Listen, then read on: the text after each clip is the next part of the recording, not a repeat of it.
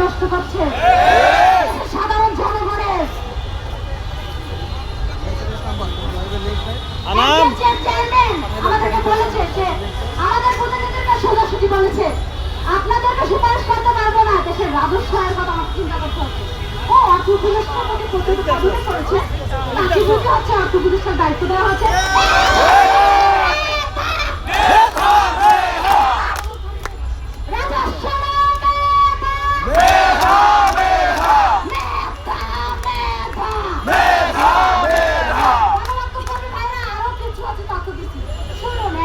Chairman কি করেছে? সে ৬০,০০০ জাল সনদকারীকে বাংলাদেশের বিভিন্ন শিক্ষা প্রতিষ্ঠানে শিক্ষকতা করতে